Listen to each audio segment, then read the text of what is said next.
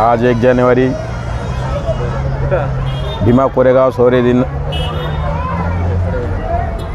आज संपूर्ण महाराष्ट्रामधून भीमा कोरेगाव या ठिकाणी मानवंदना करण्यासाठी महाराष्ट्रातील सर्व बौद्ध समाजातील सर्व नेते कार्यकर्ते आज भीमा कोरेगाव या ठिकाणी जात असतात।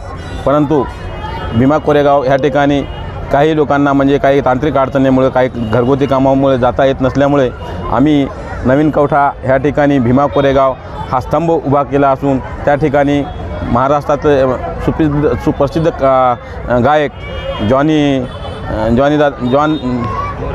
दादा मोरे आणि सीमाताई पाटील यांचा भीमा कोरेगाव निमित्त शौर्य दिनानिमित्त आम्ही एक मोठा कार्यक्रम ठेवलेला आहे आणि त्या ठिकाणी आम्ही एक स्तंभ उभा केलेला आहे। त्या ठिकाणी सर्व जनतेला मी ह्या ठिकाणी बौद्ध उपासक उपासिका यांना सर्वांना विनंती करतो की जे लोक त्या ठिकाणी पुणे ह्या ठिकाणी भीमा कोरेगाव या ठिकाणी जाऊ शकले नाही त्यांना विनंती आहे की कवठा ह्या ठिकाणी येऊन भीमा कोरेगाव स्तंभास मानवंदना करावी व मी ह्या ठिकाणी भीमा कोरेगाव शौर्य दिनानिमित्त संपूर्ण बौद्धवासियांना मी भीमा कोरेगाव शौर्य दिनाच्या हार्दिक शुभेच्छा देतो। जय भीम, जय बुद्ध, जय भारत। कार्यक्रमानिमित्त कोण पाहुणे मंडळी उपस्थित राहणार?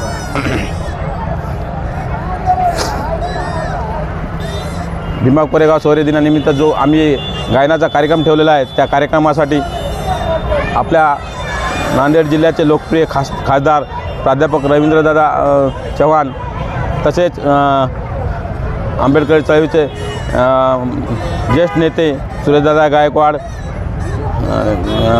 किशोरदादा भोरे, आमचे सूर्यदादा हटकर, महाराष्ट्राचे भीमशक्ती सामाजिक संघटनेचे सरचिटणीस डॉक्टर दिनेश भाऊ निखाते असे प्रमुख भरपूर व्यक्ती त्या ठिकाणी येणार आहेत।